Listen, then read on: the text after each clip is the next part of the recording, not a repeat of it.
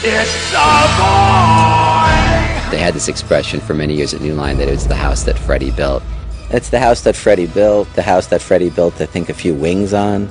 A Nightmare on Elm Street was the very first huge hit. People started really thinking of them seriously as a studio. Every time you have a success, it propels your company forward. That was our first one. He really brought the company to a level where they could potentially compete. We went from a company that was very little known to be much more respected. This is the place that you think of when you think of quality horror films. New Line has grown from the independent world to a big studio. Everything came off of Nightmare. And ultimately, so did Lord of the Rings. Freddy's a great stalwart, certainly one of the big supports holding up New Line Cinema. One could say that if we hadn't had Nightmare on Elm Street, our house would be rather dilapidated.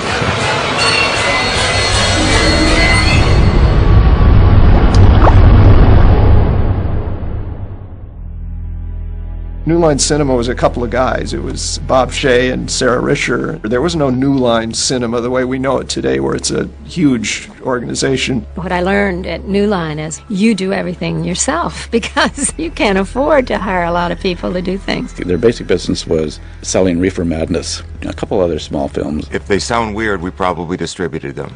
We distributed films like Creepers, Mountain of the Cannibal Gods. My particular interest in horror films was that they were inexpensive to make or acquire and fairly reliable in terms of being able to sell. I was drawn to it just by virtue of our position in the industry, which was pretty low on the totem pole. Then Bob wanted to get into making movies, and the first film we made was called Alone in the Dark. Jack Palance wouldn't come out of his trailer the first day, and we said, why? He said, because he didn't want to do any night work. It is called Alone in the Dark, Jack. Jack Palance also announced that he was against violence and so didn't want to do any killing. So all he got to do was to menace everybody, and the other two guys did all the killing. It did satisfy an audience and find its audience, and that's the best part about being in the movie business. The first film that we released that really had the kind of success that we were hoping for was Nightmare on Elm Street. When I first saw Freddy, I was just scared to death. Burnt flesh and a glove with razor blades on the fingertips. It was wonderful to be around the birth of what became a really big hit. $4 million made over the weekend. Like, that was like a huge amount of money. It was the must-see movie for the dorm guys and the slackers, and then it just grew and grew and grew. The video cassette came out, then everyone started to see it. This is a dream! This isn't real! It had taken on this life. Of course, after we saw it, we go, sequel. He's such a good character, they're probably going to bring him back. Come to Freddy. We sold it well internationally, and our distribution people at that time said, listen, this is a perfect movie to do a sequel with. And I said, okay, then let's get going and try to make a sequel. Bob did call me for Nightmare 2 and sent me the script, and I just really felt the script was inferior. There's absolutely nothing, nothing wrong with this house. I heard that they had created a script and didn't have my character in it.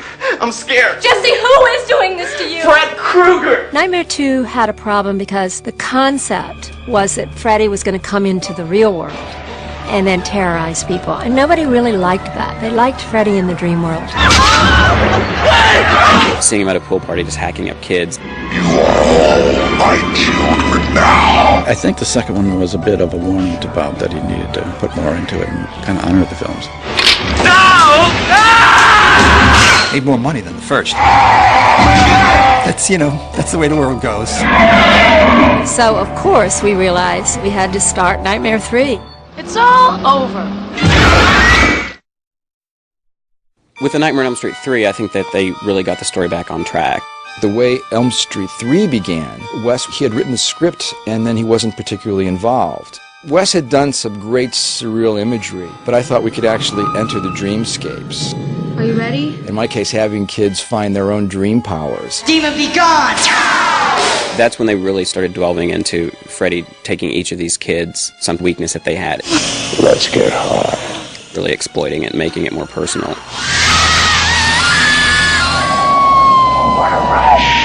Nightmare 3 was received very well. I was delighted. Grosses in the box office were more than the first two put together. And it really became a bigger franchise after 3. Oh my God.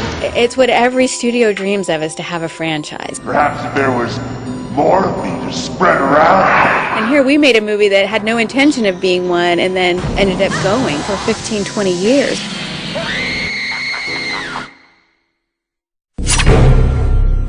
I loved the fourth movie. It was really scary. The look of it was darker. Freddy was darker.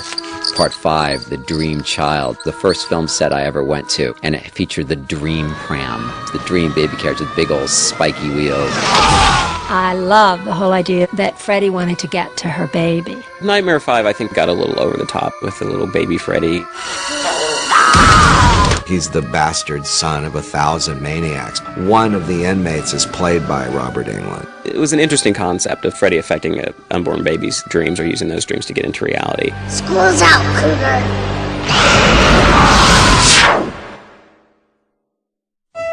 Whenever you're the first in a line of successive projects, I felt very protective of the whole thing, you know, kind of like the mother hen. I didn't want them to make a bad one, that's for sure.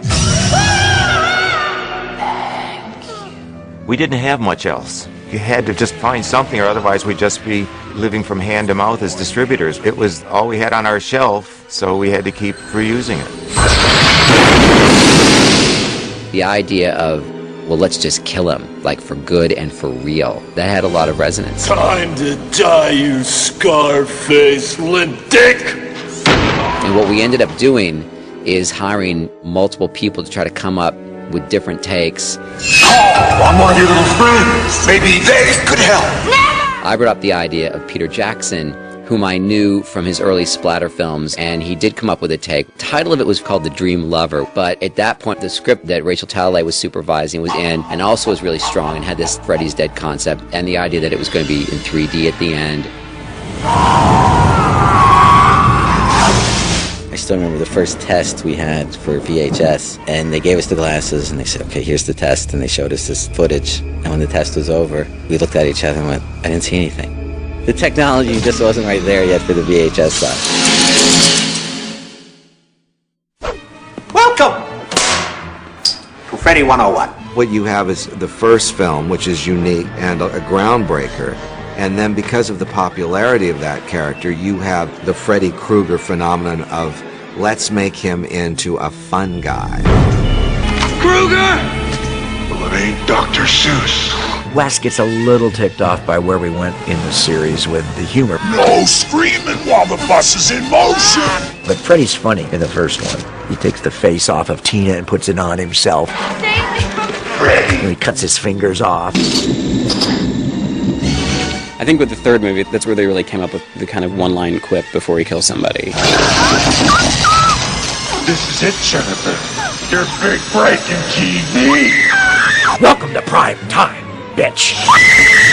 He was still capable of killing you, but he did it and made a great joke at the same time. How's this for a wet dream? And of course, the subsequent movies, you have these enormous production numbers of dreams. Dreams in which Freddy Krueger can do absolutely anything that could be done in a Looney Tune. Told ya! Comic books was bad for ya! So Freddy Krueger is now the Henny Youngman of horror. And we just kind of forget that he was, of course, this child killer, because he's so funny. Bon appetit, bitch! This is my favorite. The success of Freddy basically gave rise to New Line's merchandising department. Now there's some great silly stuff that came out, the picture books and the posters. There were dolls. I still have all kinds of creepy Freddy dolls of all different sizes. Big ones, there was even some pull string dolls. Something about a toy of Freddy is actually a very creepy thing. The most fun part of it to me was Freddy becoming the most popular Halloween costume. Little kids had Freddy sweaters. To look out on Halloween and see little kids crossing the street in front of your car or whatever wearing Freddy costumes. There's something a little twisted about that. What are you dressed up as? The guy who murdered and molested children. What are you? The idea had spread beyond anything that we could contain at the time.